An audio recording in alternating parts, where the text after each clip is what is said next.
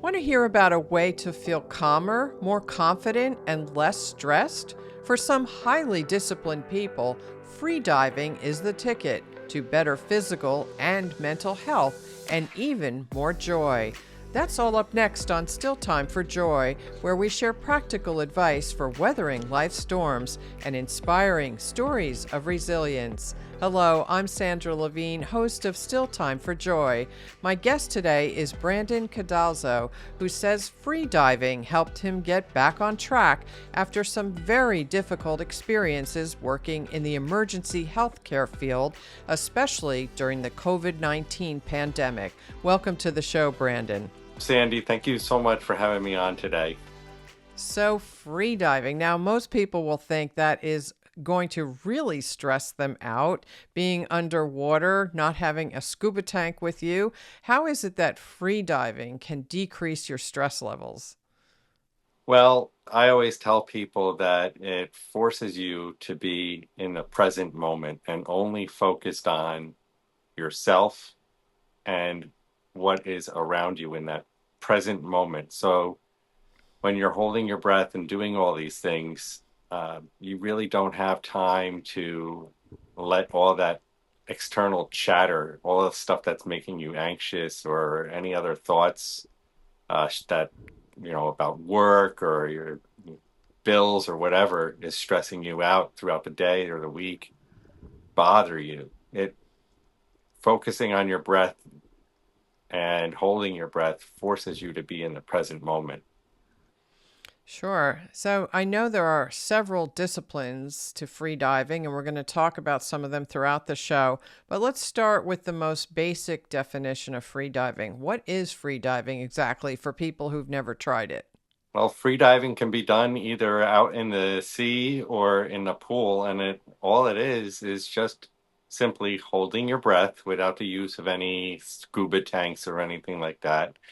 You're holding your breath and your face is immersed in the water, and that's all it is.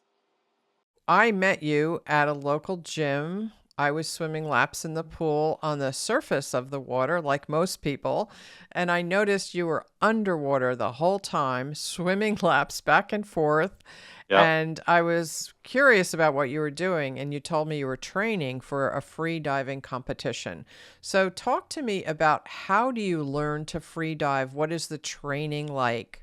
So I started free diving back when I was about 14, 15 years old. I had a urge to know what was underneath the ocean. So my friends and I used to snorkel. But then growing up and as time passed, I got more and more curious about it and discovered that it was an actual sport. So I started, this is back before Facebook and all that stuff where everything was easily accessible. I started reaching out in these local, like these free diving forums, and on there was several world class level ones and free divers, and just started striking up conversations, learning how to breathe, and learning more about the sport. And it was just kind of went down a spiral of sorts. Yep. You got hooked. I got hooked, and then I started learning more about all these different techniques and disciplines, and the rest is history. And you grew up where? You grew up at the Jersey Shore. Where Yeah. exactly? So I grew up in Point Pleasant, which is a shore town, a little tiny shore town right on the beach. So as long as I can remember, the ocean has been a part of my life in some way. So, as a little girl swimming in a pool, I have tried to swim a length or two underwater, and boy, you can't wait to get a breath when you've only swum underwater for just a little bit of time without having the opportunity to breathe. How long have you gone underwater without breath, or how deep have you gone? I've personally held my breath on land, laying down in my bed for a little over 4 minutes. And then in the pool, I've gone a little over 100 meters. And then in depth, I've been to 30 meters before. I understand you're training for your very first competition. So, Yes. what are some of the depths and lengths of times that people have achieved? my coach, I hired a coach for this who was guiding me. He's guiding all of my training, and he has done without any assistive devices like fins or pulling on a rope to get down or any weights. He has gone down to 102 meters and back. My favorite discipline, which is just using your legs with two fins. It's called bifins. I'll be aiming for a very modest 50 meters since it's my first one, and my coach and I believe that this is attainable. Well, for everybody who's listening to this, 50 meters is still more than 150 feet, Hmm. right? Yeah, So that is very deep. What is it like? How do you mentally control the urge to breathe? through uh, very consistent training. The thing that makes you want to breathe is not a lack of oxygen; it's the buildup of carbon dioxide.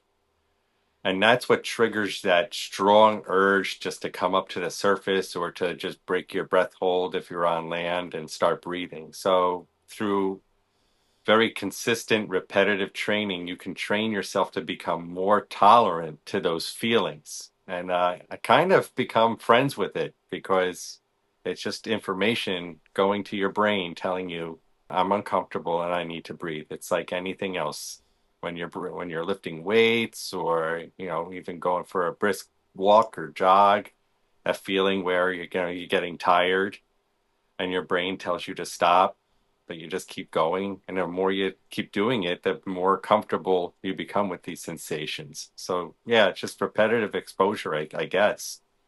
Talk to me a little bit about your background. You were a commercial diver for a while, and then you worked as an EMT, and then you became a respiratory therapist. So I want to know a little bit about the commercial diving, the EMT work, and what led you to become a respiratory therapist.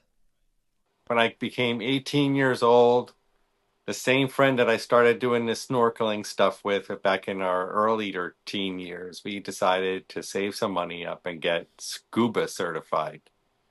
So then I became scuba certified. And I'm doing a lot of diving around the Northeast here in New Jersey. And then I joined up with a local first aid rescue team and became an EMT as a byproduct of that.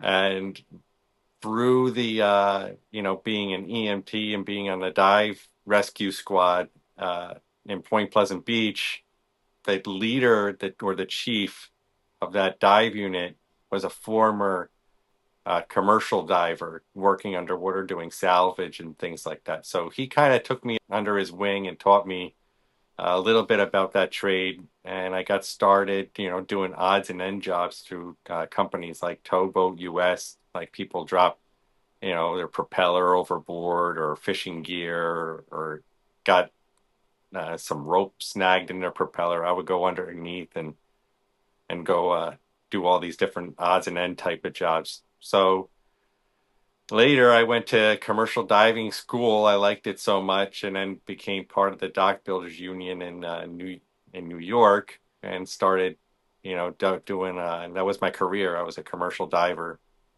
It's a young man's game. I kind Very of dangerous work. very dangerous. Five of my friends from that commercial diving school from my class have perished sadly underwater.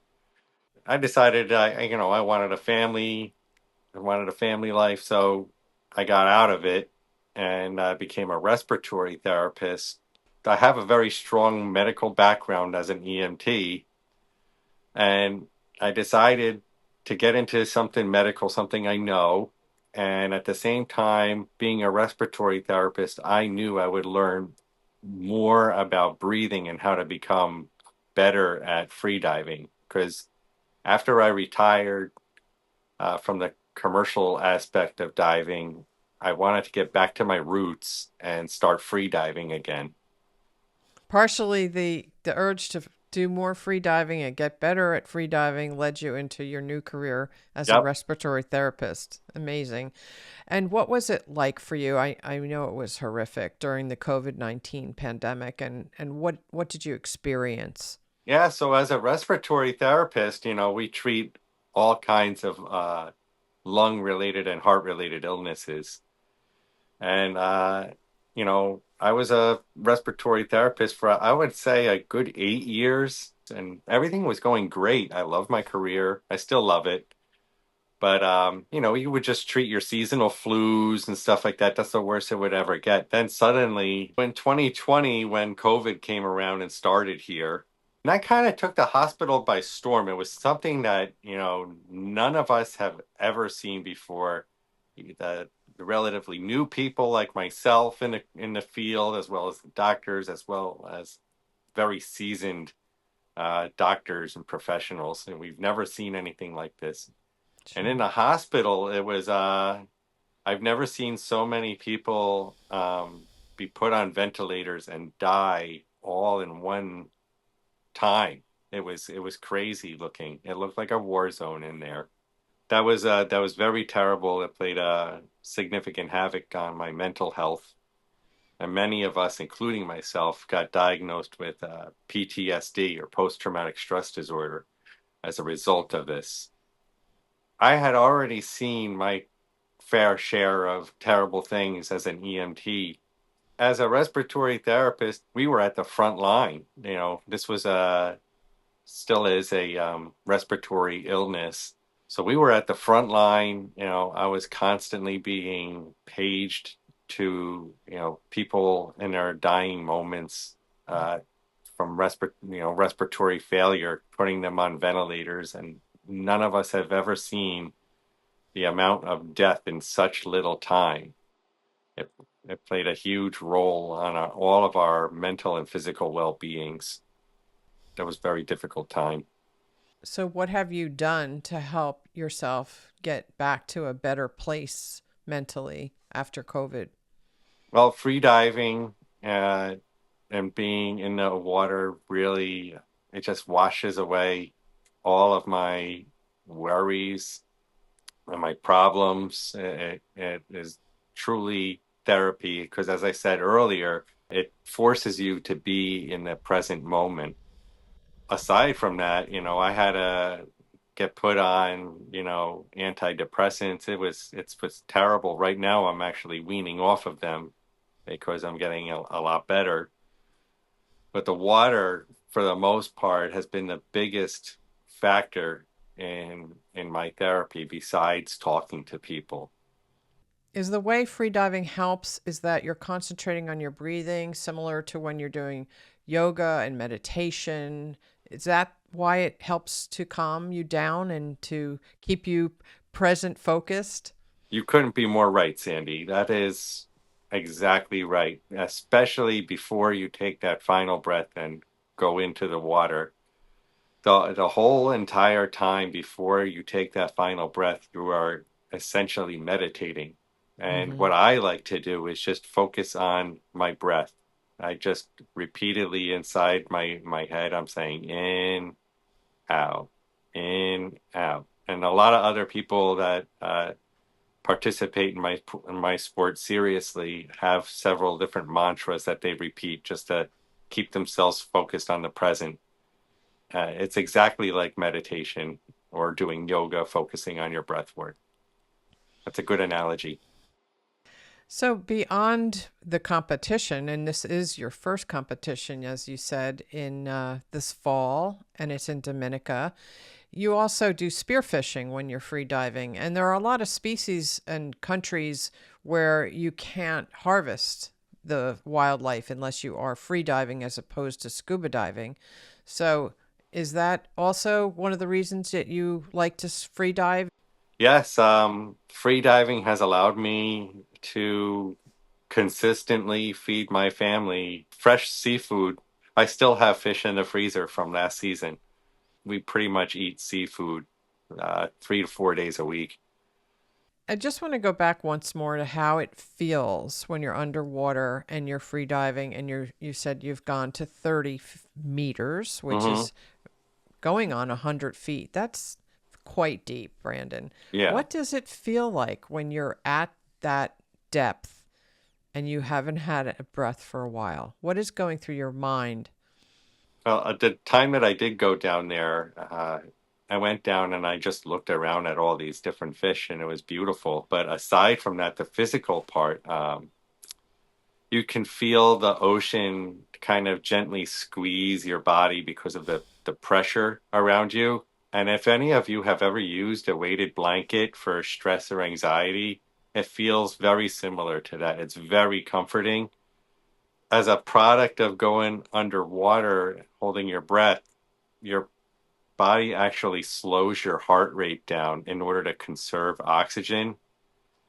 And you can actually feel that shift. You're still lucid, but you're kind of like in a trance, so to speak.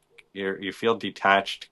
If any of you have done yoga or any serious meditation where you get that, where you go into shavasana, the last pose of yoga, when you get the chance to just lay on your back and relax, it feels like that point where you're almost gonna fall asleep, but you're still aware of your surroundings. It's just a beautiful, blissful feeling.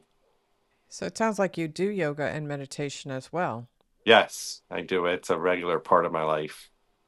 We mentioned earlier that there are several different types of free diving. Can you tell us about two of, or three of the most popular types of free diving that you might see at a competition, and which one do you do?